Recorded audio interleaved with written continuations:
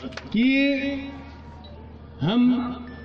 मैं कह दूं कि मैं 1,00,000% आप लोगों की समस्या का समाधान हम करेंगे ही, 100% करेंगे और हर हालत में करेंगे, हर परिस्थिति में करेंगे। ये चूंकि चुनाव सरकार जाती रहती और 2-1 साल भर पहले हम आपके सामने आके अपनी बातें कहते हैं तो ऐसा जरूर लगता है कि लालच है, पर सरकार आई है और आते से ही हम बात करना चाहते हैं कि हम आप परिवार की दर्द को समझते हैं और ये इतने लोगों से बुलवाया। ऐसे कई प्रकरण हैं, कई परिवार के साथी हैं जिनके, जैसा इनने बताया कि लगभग 400 से अधिक मजदूरों को पैरालिसिस हो गया, 1900 परिवार के लोग अकाल मौतें हो गई और करीब 68 मजदूरों ने आत्महत्या कर ली। तो ये कितनी बड़ी पीड़ा है, कितना बड़ा दर्द है, जिसकी ईश्वर जब जितनी लिखी होती है उतनी रहती है।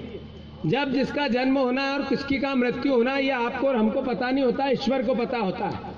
पर वो मजदूर परिवार के साथी जो ये आस कर के चले गए कि मेरे को अब मिलेगा, अब मिलेगा, अब मिलेगा, मैं घर बना लूंगा, मेरे बेटे को धंधा करवा दूंगा, मेरी पत्नी के लिए कुछ कर दूंगा, और वो अपना दम तोड़ देता है।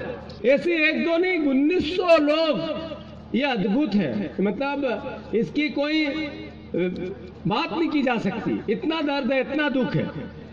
ऐसी परिस्थिति में मैं कोई लालच से बात करूं या सरकार कोई लालच से बात करे या कोई ऐसी आस रखे कि हम आपकी ये मदद करेंगे तो आप हमारी मदद करोगे, मैं समझता हूं ये खराब संस्कारों का तरीका हो सकता है, अच्छे संस्कारों का तरीका नहीं हो सकता।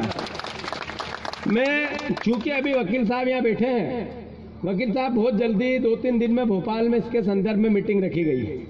कमलनाथ जी ने मुझको, मैं बता के आया मुख्यमंत्री जी को कि इस तरह की मीटिंग हम पूरे मजदूरों से करना चाहते हैं। और प्राथमिकी जो होती है, प्रारंभिकी जो होती है, जो पहला प्रयास होता है, उन्होंने सीएस को बुलाकर इस संदर्भ में समझकर ये कहा कि मजदूरों की समस्या हमें सुलझानी है, हर हालत में सुलझानी है, हर तरीके से सुलझानी है।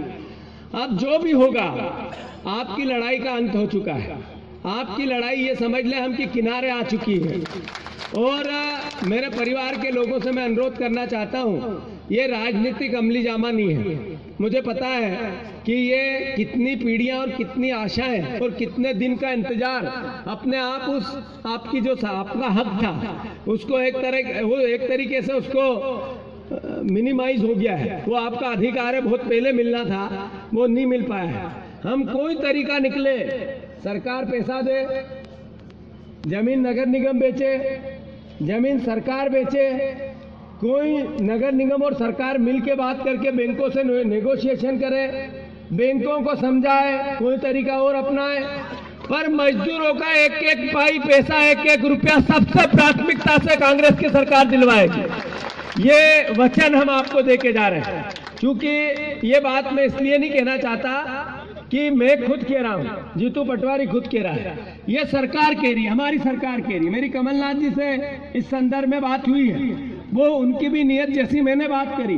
कोई तरीका बने पर मजदूरों का भला हो, उनका अधिकार उनको मिले, उनका हक उनको मिले, ये बात, ये भाव बताने के लिए मैं आपके बीच में आया हूँ। जिन परिवारों वालों से मैंने अपने जो उनके जीवन के तकलीफें सुनवाई, वो इसलिए कि ये दर्द मीडिया के माध्यम से आज की पीढ़ी को पता चले।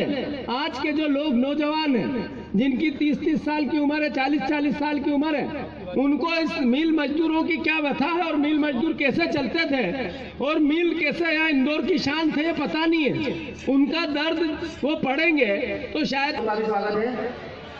आपका पैसा किस तरीके से मिलेगा अभी मेरे पास कोई उसका क्राइटेरिया नहीं है, पर आपका पैसा बहुत जल्दी मिलेगा, 2, 3, 4, 5 महीने में मिलेगा।